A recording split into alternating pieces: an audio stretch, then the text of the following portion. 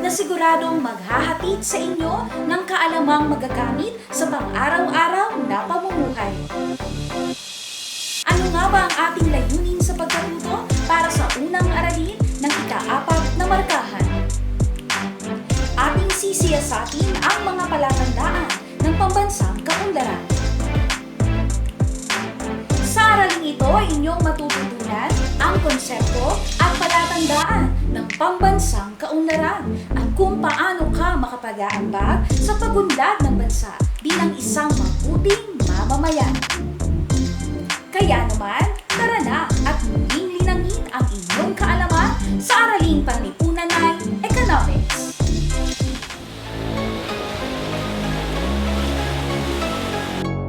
Sa ika-4 na markahan, pagtutuunan natin ng pansin ang iba't ibang mga sektor at mahalagang papel na ginagampanan nito upang maisakatuparan ang pagkamit ng pambansang kaunlaran.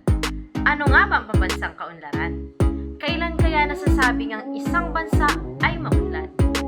At paano ka nga ba makakatulong upang maisakatuparan ang pagsulong at makamit ang pambansang kaunlaran?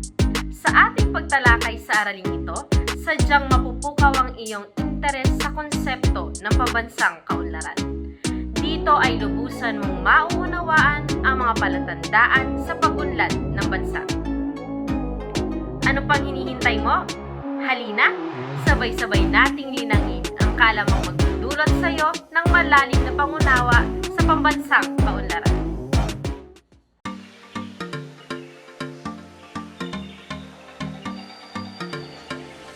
Pag-unlad, kaunlaran. Ano nga ba ang ibig sabihin nito? Ano-ano nga ba ang mga palatandaan ng pag-unlad? Kailan kaya masasabi na ang bansa at ang ekonomiya ay may naging pag-unlad? Maaari kayang magkaroon ng pagsulong kahit walang pag-unlad? Tara na't pag-aralan natin ang konsepto ng pag-unlad upang mabigyang kasagutan ang mga katanungang aking inilahad. Ano nga ba ang kahulugan ng pag-unlad? Tunghayan natin ang iba't ibang kahulugan ng salitang pag-unlad. Ayon sa Merriam-Webster, ang pag-unlad ay tumutukoy sa pagbabago mula sa mababa tungo sa mataas na antas ng pamumuhay. Isa itong kaisipang maaaring may kaugnayan din sa salitang pagsulong, sapagkat ang pag-abot sa mataas na antas ng pamumuhay ay nangangahulugan lamang ng pag-angat ng kalagayan ng buhay ng tao.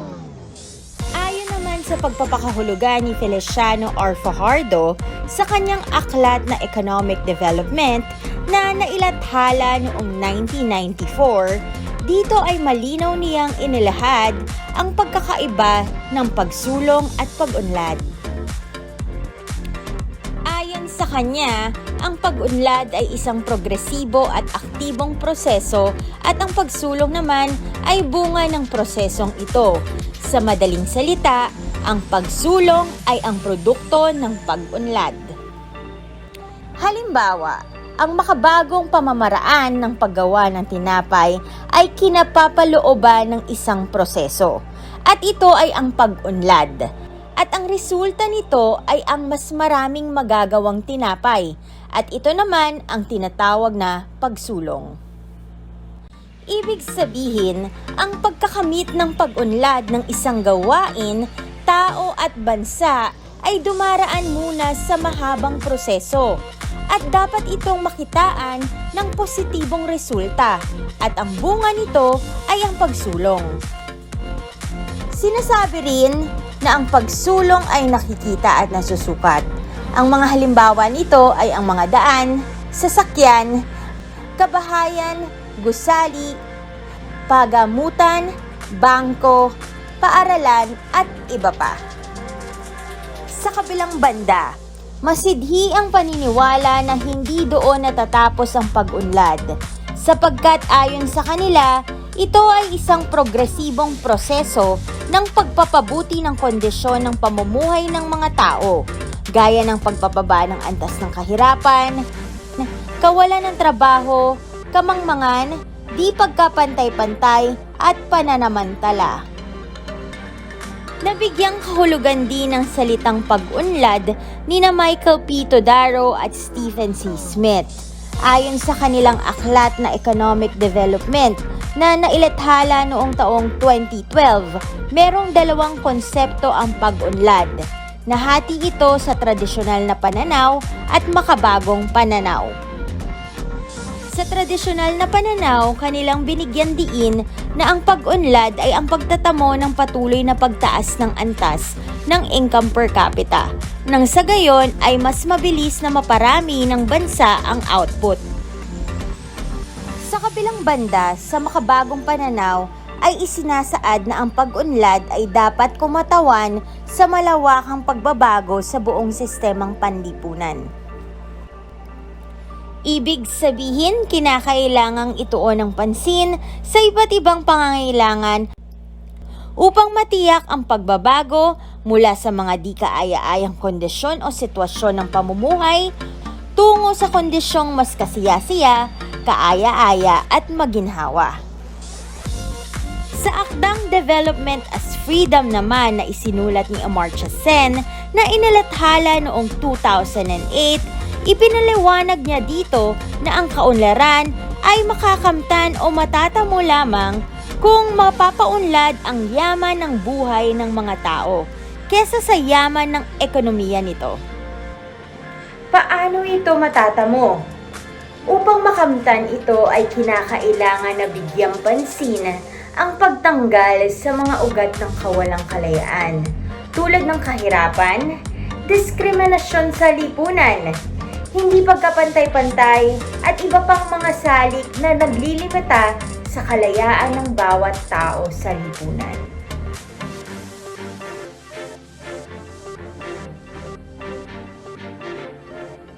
Ano nga ba ang pagkakaiba ng pag-unlad at pagsulong? Ang pagsulong ay resulta ng isang prosesong nagpapakita ng pagbabago ng isang ekonomiya na madaling masukat. Samantalang, ang pag-unlad naman ay sumasaklaw sa katarungan, dignidad, seguridad at pagkapantay-pantay ng mga tao sa lipunan. Ito ay ang kabuoang proseso kung saan may pagbabago sa istruktura ng lipunan, kabilang na dito ang ekonomiya, kultura at politika. Kung kaya't masasabing ang pagsulong ay isa lamang aspeto ng pag-unlad. Sa pagsulong ay sinusukat ang halaga ng mga produkto at serbisyong nililikha sa loob ng isang taon. Sa pagsukat nito ay ginagamit ang mga economic indicators tulad ng Gross Domestic Product, Gross National Income, GDP or GNI per capita at Real GDP or GNI. Ngunit hindi sapat ang mga numerong ito.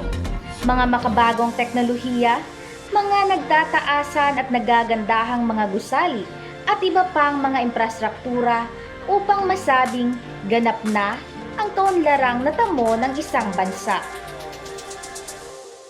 Higit pa dito ang kahulugan at katuturan ng salitang pag-unlad, sapagkat ito ay kinapapalooban ng malawakan at malaking pagbabago ng istruktura ng lipunan o ng isang bansa, pagbabago sa gawi at kilos ng mga tao at pambansang institusyon, gayon din ang tuluyang pagsugpo at pagtanggal sa di pagkapantay-pantay ng mga tao sa lipunan at ang tuluyang pagsugpo sa kahirapan.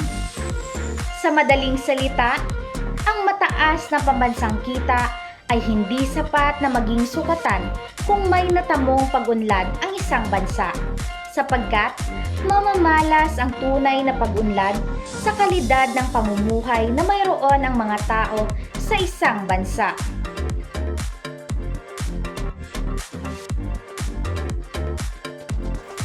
Matapos mabigyan ng pagpapaliwanag ang konsepto ng pag-unlad, ay talakayin naman natin ang Human Development Index. Alam nyo ba, bukod sa paggamit ng GNI per capita, ay ginagamit din ang Human Development Index upang masukat ang antas o level ng pag-unlad ng ekonomiya ng isang bansa? Tama! Kaya naman, ano nga ba ang Human Development Index o HDI?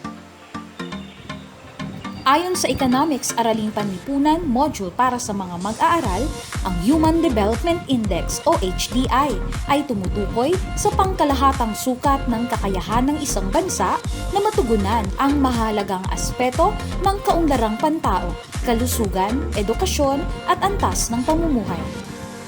Ito ay ginagamit na panukat ng antas ng pag-unlad ng mga tao na naninirahan sa isang bansa.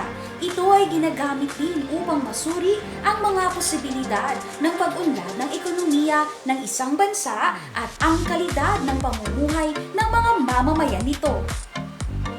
Paano nasusukat ang mga aspeto ng kaunlarang pantao? Isa-isahin natin ito. Una, ang aspetong pangkalusugan. Sa aspetong ito ay ang haba ng buhay at kapanganakan ang nagsisilbing pananda.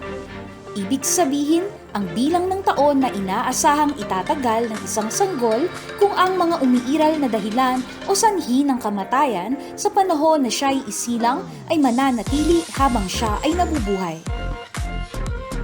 Ikalawa ay ang aspeto ng edukasyon. Sa aspetong ito naman ay ginagawang basihan ang mean years of schooling at expected years of schooling bilang pananda. Ang mean years of schooling ay tinataya ng United Nations Educational, Scientific and Cultural Organization o UNESCO batay sa mga datos mula sa survey at census ukol sa antas ng pinag-aralan ng mga mamamayan na may edad 25 taong gulang. Sa kabilang banda naman, ang expected years of schooling ay natataya batay sa bilang ng mga nag-aaral sa lahat ng antas ng edukasyon. Itinakda ang 18 taong gulang bilang expected years of schooling ng UNESCO.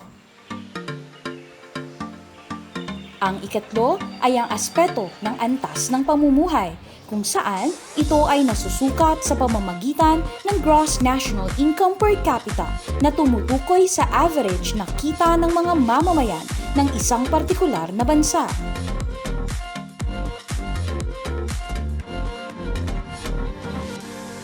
Bakit mahalagang masukat ang Human Development Index o HDI?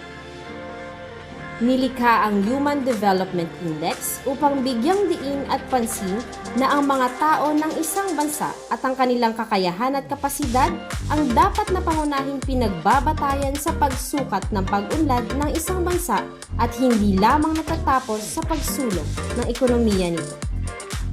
Layunin ng HDI na ihanay ang mga bansa mula sa zero o pinakamababang antas ng kaunlarang pantao patungo sa 1 na siyang pinakamataas na antas ng kaunlarang pantao. Gamit ito ay maaaring suriin at busisiin ang mga patakarang pambansa ng dalawang bansang may magkatulad na antas ng GNI per capita, ngunit magkaibang resulta hinggil sa kaunlarang pantao. Ang United Nations Development Program, UNDP, ay naglalabas ng Human Development Report ukol sa estado ng kaunlarang pantao sa mga kasaping bansa bawat taon. Layunin ng HDI na ilantad ang mga posibilidad ng paglago ng ekonomiya na mayroon ng mga lipunan, bumuo ng mga instrumento sa pagsukat at pagsuri upang makamit ang mas mahusay na mga resulta sa paghahanap sa mga datos na pag-unlad ng tao. Isapubliko ang mga plano na binubuo sa bawat bansa upang makamtan ang paglago ng ekonomiya at mapabuti ang kapakanan ng lipunan. At batay sa mga naging resulta ay pagtuunan ng pansin ang pagbabalangkas ng mga bagong patakaran na nauugnay sa ipinakitang mga pangangailangan at itaguyod ang pananaliksik sa mga isyu sa lipunan, pang-ekonomiya, pang-kultura at pampolitika. Ano nga ba ang Human Development Report at sino ang nagpasimula nito? Ang Human Development Report ay pinasimulan ni Mahbub ul Haq noong taong 1990. Ayon sa kanya, ang pangunahing layunin at hangarin ng pag-unlad ay palawakin ang mga pamimilian o choices ng mga tao na tutugon sa kanilang mga pangangailangan.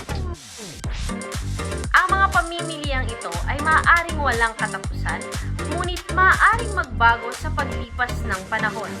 Sapagkat ang mga tao ay madalas na mas binibigyang halaga ang mga bagay na nakamit na hindi kayang ipakita ng mga datos at impormasyon tungkol sa kita at pagbabago.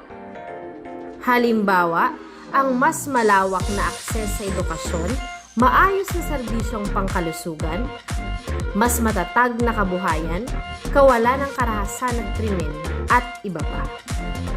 Ang layunin ng pag-unlad ay upang makamtan ng mga tao ang buhay na malayo sa kaguluhan at kahirapan at matamasa ang kasiyasiya at maginhawang buhay. Ang Human Development Report Office, HRDO, ng United Nations Development Program, UNDP, ay mayroong ginagamit na mga karagdagang palatandaan upang masukat ang hindi pagkakapantay-pantay and Equality Adjusted HDI, kahirapan o Multidimensional Poverty Index, and Gender Disparity o Gender Inequality Index. Ang Inequality Adjusted HDI ang instrumento upang matukoy kung sa paanong paraan ipinamamahagi ang kita, kalusugan, at edukasyon sa mga mamamayan ng isang bansa. Samantalang, ang Multidimensional Poverty Index naman ang siyang ginagamit upang matukoy ang paulit-ulit na pagkakait sa sambahayan at individual ng serbisyong pangkalusugan, pang-edukasyon, at mataas na antas ng pamumuhay ng mga tao. Ang panukat naman sa gap o puwang sa pagitan ng mga kalalakihan at kababaihan ay tinatawag na Gender Development Index. Tandaan, napakahalagang mabigyang pansin na tuon ang kaunlarang pantao upang makahanap ng mga pamamaraang makatutulong upang mas mapabuti ang kalagayan at sitwasyon ng mga mamamayang naninirahan sa isang bansa.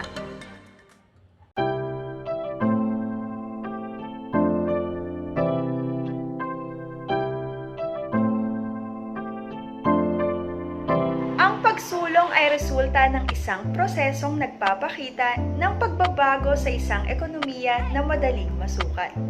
Samantalang, ang pag-unlad naman ay sumasaklaw sa katarungan, dignidad, seguridad, at pagkakapantay-pantay ng mga tao sa lipunan.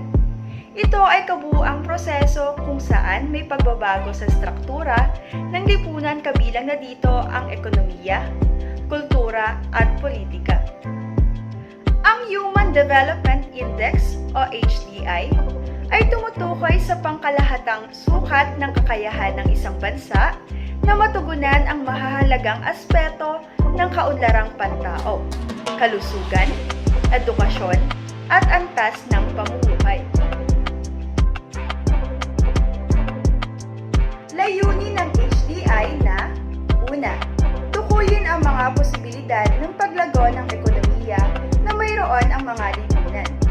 Pangalawa, bumuo ng mga instrumento sa pagsukat at pagsusuri upang makamit ang mga mahuhusay na mga resulta sa paghahanap ng mga datos ng pag-unlad ng tao. Pangatlo, isapubliko ang mga plano na binubuo sa bawat bansa upang makamtan ang paglago ng ekonomiya at mapabuti ang kapakanan ng lipunan. At batay sa mga naging resulta, ay pang-apat, balangkasin ang mga bagong patakaran na nauugnay sa ipinakitang mga pangangailangan at itaguyod ang pananaliksik sa mga isyung panlipunan, pang-ekonomiya, pang-kultura at pang-politika. Ang Human Development Report ay pinasimulan ni Mahbub ul Haq noong taong 1990. Ayon sa kanya, pangunahing layunin at hangarin ng pag-unlad ay palawakin ang mga pamimilian o choices ng mga tao na tutugon sa kanilang mga pangangailangan. Ang Human Development Report Office o HRDO ng United Nations Development Program o UNDP ay mayroong ginagamit ng mga karagdagang palatandaan upang masukat ang hindi pagkakapantay-pantay o Inequality Adjusted HDI, kahirapan o Multidimensional Poverty Index, and Gender Disparity o Gender Inequality Index.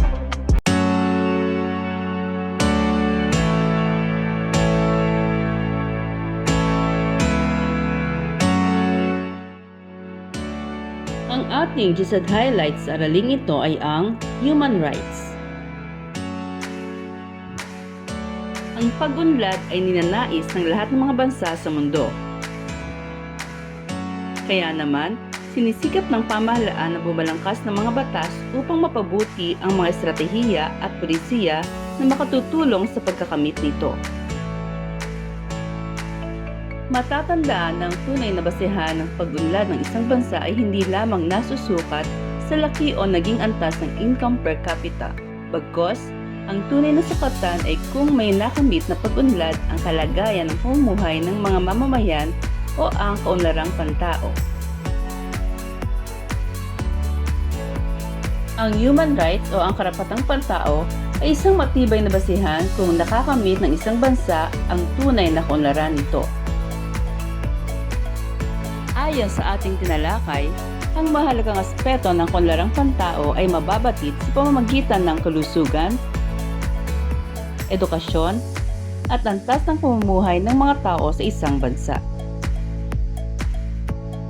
Batay sa 2020 Human Development Report, ang Human Development Index HDI, ang ranking ng Pilipinas ay 107 sa 189 ng mga bansang kasapi ng United Nations. Nagpapakita lamang ito na ang kaunlarang pantao ng ating bansa ay nangangailangan pa na mabigyan ng pansin ng pamahalaan upang makamit ng mga mamamayan ang karapatang pantao. Ayon sa worldmeters.com, umaabot lamang sa 71.66 taong gulang ang average life expectancy ng Pilipinas. Ito ay pang 129 sa 193 na mga bansa sa mundo, kumpara sa Hong Kong na nangunguna at umaabot sa 85.29 taong gulang ang kanilang average life expectancy. Nangangahulugan lamang na nangangailangan pa ng mas masidhing pangangalaga, proteksyon at pulisiya ang dapat na maisagawa upang humaba pa ang average na itinatagal ng buhay ng mga Pilipino. Ayon din sa levelup.com, ni-relate Tang noong October 7, 2020, ang Pilipinas sa 79 na mga bansa ay may pinakamababang puntos sa reading comprehension noong taong 2018. Umabot din sa 11% o 2.97 ng mga mag-aaral taong 2019 ang nag-drop sa mga paaralan. 58.27% ng mga Pilipino graduates ay kulang sa comprehension skills, samantala 12.5% ng mga Pilipino na may edad 25 to 35 ay naniniwala na ang kanilang pinag-aralan at kasanayan ay out of date na. Kung ating susuriin ang statistics, ay maaari nating sabihin na nagpapakita lamang ito na ang aspeto ng edukasyon ng bansa ay may mababang antas ng kalidad. Kung gayon, ang pagpapatuloy ng ganitong datos ay makaaapekto ng malaki sa hinahangad na pag-unlad ng bansa. Ayon pa sa World Development Indicators Database World Bank, noong Pebrero 2021, ang Pilipinas ay pang 126 sa 194 na mga bansa sa mundo sa kategorya ng Gross National Income per capita taong 2019. Kung pagbabasihan ng mga datos na inilahad, tunay ngang malayo pang bansa sa minimithing kaunlaran. Kaya naman, ang karapatang pangtao lalo na sa pagkakamit ng maayos na kalusugan, mataas na antas ng edukasyon at mataas na antas ng pamumuhay ay tila ba isang pangarap pa lamang.